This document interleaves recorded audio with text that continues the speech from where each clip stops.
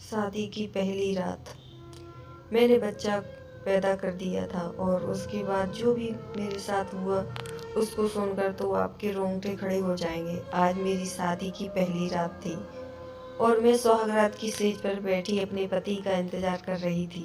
मैंने अपनी शादी बहुत ही सिंपल तरीके से करवाई थी और इस चक्कर में मेरे मायके और ससुराल वालों दोनों का खर्चा बच गया था।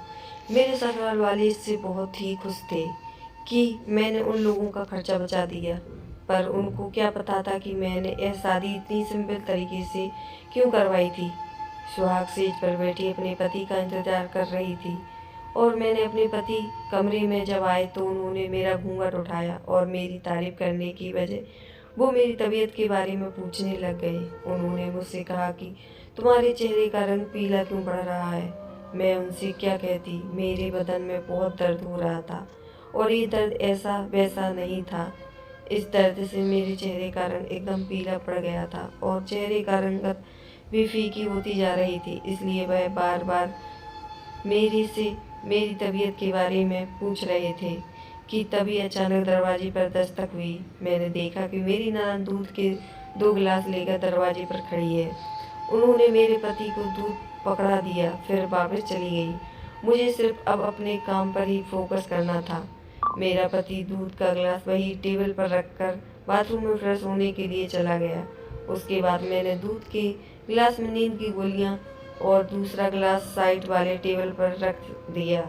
जैसे ही मेरे पति बाथरूम से वापस आए तो मैंने उनको नींद की दवाई मिली हुई दूध का गिलास थमा दिया। मेरे पति उस दूध को पीते थोड़ी देर में एकदम गहरी नींद में चले गए। उसके बाद मैं अपनी तकलीफ को दूर करने के लिए घर से बाहर जाने के लिए सोचने लगी। सर्दियों का मौसम था और मैं चुपचाप बिना शोर किए घर से बाहर निकल गई। उस वक्त में सभी मेहमान और घरवाले सो रहे थे। मैं ये भी नहीं जानती थी कि किस टाइम कहाँ जाऊँ। मेरा नाम पूजा था और मेरे गांव की सबसे सीधी सादी और भोली वाली लड़की मैं ही थी। मेरे खानदान में मेरे जैसी लड़की कोई नहीं थी।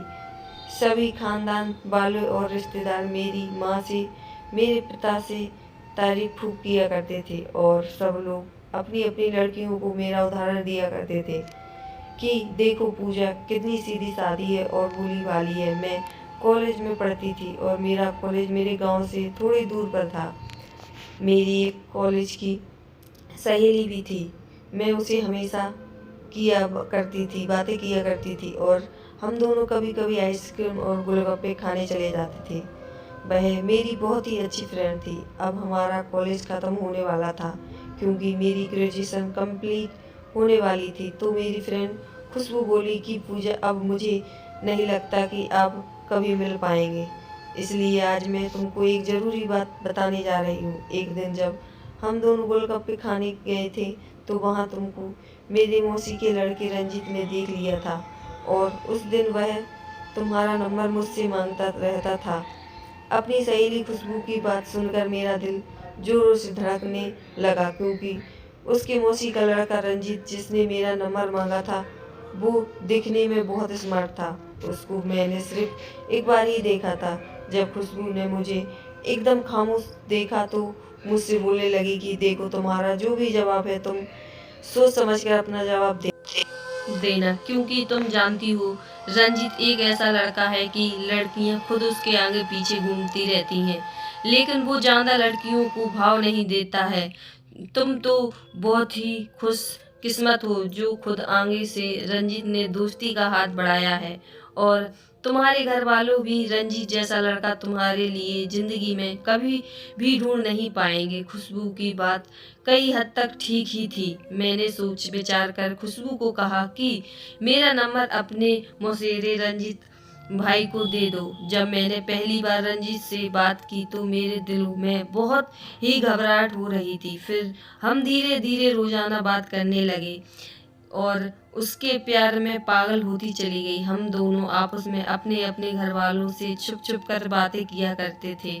जब भी मुझे रंजीत से बात करनी होती थी तो मैं छत पर चली जाती थी और किसी को भी मुझ पर शक नहीं होता था, और शक होता भी कैसे, सबकी नज़रों में मैं बहुत सीधी सादी और भोली भाली लड़की थी। एक दिन जब रंजीत से बात कर रही थी तो रंजीत ने मुझे बाहर मिलने को बुलाया, लेकिन मैंने उसको मना कर दिया, क्योंकि मैं चाहती थी कि जब हम दोनों की शादी फिक्स हो जाए तभी हम दोनों आपस में मिलना शुरू करें। इतने में रंजीत ने कहा कि मेरे मम्मी पापा दुबई में रहते हैं और वो लोग अभी नहीं आ सकते, इसलिए हमारे रिश्ते की बात आगे नहीं बढ़ सकती है। जब वो लोग आ जाएंगे तो हम अपने अपने घरों पर अपनी शादी की बात करेंगे और अपनी शादी फिक्स कर देंगे। मैंने भी रंजीत की बातों में हामी भर दी और उसने मिलने का वादा कर लिया। लेकिन फिर मम्मी ने मुझे बताया कि तुम्हारे पापा अपने दोस्त के बेटे के साथ तुम्हारी शादी की बात कर रहे हैं।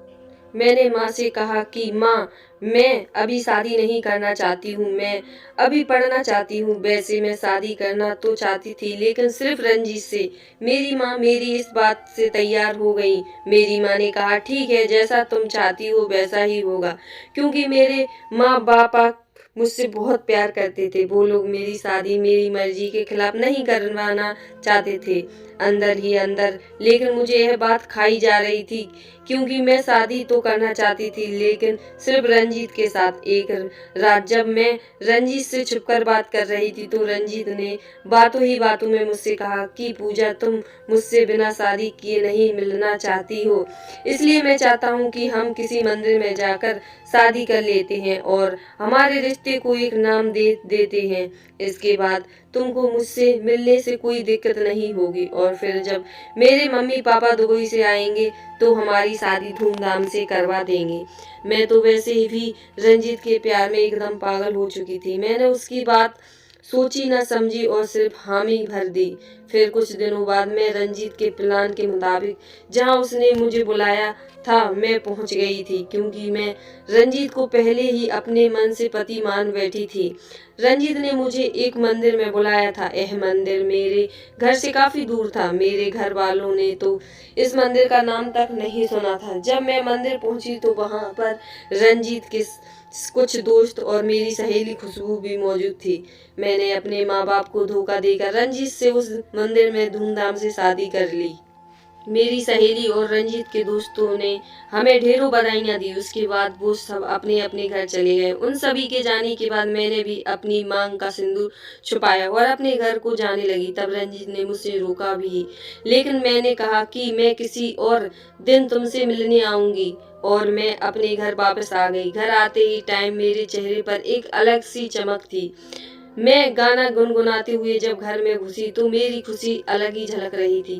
मेरी माँ ने मुझसे पूछा कि क्या बात है पूजा, आज बहुत खुश लग रही हो। मैंने बात घुमा दी और कहा कि माँ, वो मैं खुशबू से मिलकर आ रही हूँ, इसलिए मैं बहुत ज्यादा खुश हूँ। हमने आज बहुत मस्ती की। माँ भी मुस्कुराकर रह गई, लेकिन मैंने अपने माँ बाप से छुपकर उनको धोखा देकर रंजीत से शादी कर ली थी। ये बात मुझे अंदर ही अंदर खाए जा रही थी, लेकिन मैं रंजीत के प्यार में इतनी पागल हो चुकी थी कि मुझे इस बात से कुछ फर्क नहीं पड़ता था। मैं बस भगवान से यही दुआ करती रहती थी कि जल्दी से रंजीत के माँ बाप दुबई से वापस आ जाएं और हमारी शादी धूमधाम से हो जाए। रंजीत मुझसे हमेशा जिद करता रहता था कि अब तो हमारी शादी भी हो चुकी है, अब तो हम बाहर मिल सकते हैं। वह मुझे कहता कि अब वो हमारा रिश्ता जायज हो चुका है। उसकी बातों आके मैं एक दिन उसके प्लॉट पर चली गई। उसके प्लॉट पर बस वो अकेला ही था। वो मेरे पास आया और बोला कि अब हम दोनों की शादी हो चुकी है, अब हम दोनों के बीच कोई भी दूरी नहीं रहनी चाहिए, हम दोनों को एक जान और दो जिस्म बनना जाना चाहिए। लेकिन मैं रंजीत की बातों में सहमत नहीं थी। मैंने कहा कि नहीं, अभी ये सब हो सकता नहीं हो सकता, क्योंकि हमारे घर वालों को हमारी शादी के बारे में कुछ नहीं पता। लेकिन उसने मेरी एक ना सुनी और फिर मैं भी उसकी बातों में आ गई, क्योंकि मैं उससे बहुत ज्यादा प्यार करती थी और मैंने खुद को उसे सौंप दिया। 2-3 घंटे हम दोनों एक दूसरे में यूं ही मदहोश रहे कि हमें समय का कोई अंदाजा ही नहीं था। फिर अचानक मैं उठी और फिर मैंने अपने कपड़े पहने। रंजीत ने मुझे रोका भी, कहा कि थोड़ी देर और रुक जाओ। मैंने उससे कहा कि नहीं, अगले दिन मैं फिर से आ जाऊंगी। ये कहकर मैं अपने घर वापस आ गई। एक दो बार मिलने के बाद अब मुझे रंजीत से मिलने में थोड़ा सा भी अजीब नहीं लगता था। मेरा जब मन होता था घर से कोई ना कोई बहाना बनाकर रंजीत से मिलने उसके प्लॉट पर पहुंच जाती थी, और माँ बाप को मुझ पर शक भी नहीं होता था। जब एक दिन मैं अकेले नाश्ता कर रही थी, उस वक्त मेरे पास कोई नहीं था। नाश्ता करते करते मुझे उल्टी जैसा मन होने लगा। मैं सोच में पड़ गई कि अभी तक तो मेरी तबीयत ठीक थी, फिर अचानक मुझे उल्टी जैसा क्यों होने लगा। उस वक्त मैं डर गई थी, और फिर मैंने एक गहरी सांस ली और मैं अपने कमरे में जाकर सो गई। अब दिन में दिन मेरे शरीर के अंदर नए नए बदलाव मुझे महसूस होने लगे थे। मैंने अपना प्रेगनेंसी टेस्ट भी किया, और मेरा शक सही साबित हुआ। मैं रंजीत के बच्चे की मां बनने वाली थी। इस खबर ने तो मेरे पैरों तले जमीन ही खिसका कर रख दी थी। मेरा चेहरा डर के मारे एकदम पीला पड़ गया था। मेरी माँ ने मुझसे पूछा भी कि आखिर क्या वजह है, तुम्हारा चेहरा इतना पीला क्यों पड़ जा रहा है, तुम्हारी तबीयत तो ठीक है ना। माँ के इस तरह सवाल पूछने पर मैंने माँ को कहा कि माँ, वो मैं आजकल हल्दी वाला फेस पैक लगाती हूँ, इसलिए शायद चेहरे का रंग पीला दिख रहा होगा। फिर मैंने रंजीत को फोन लगाया, लेकिन रंजीत का फोन बंद आ रहा था। मैंने बहुत बार ट्राई किया, लेकिन रंजीत का फोन हर बार ही की तरह स्विच ऑफ आ ही रहा था। फिर मैंने खुशबू को फोन किया तो उसके फोन पर भी रिंग नहीं हुई। मैंने खुशबू के घर जाना ही ठीक समझा। जब मैं खुशबू के घर पहुंची तो उसके माँ बाप ने मुझे बताया कि खुशबू की तो शादी हो चुकी है। ये खबर सुनकर मुझे बहुत जोरों का धक्का लगा, क्योंकि खुशबू मेरी बहुत अच्छी फ्रेंड थी और उसने शादी कर ली और मुझे बताया तक नहीं। उसके बाद मैं तुरंत रंजीत के प्लॉट पर गई, वहां पर भी ताला लगा हुआ था।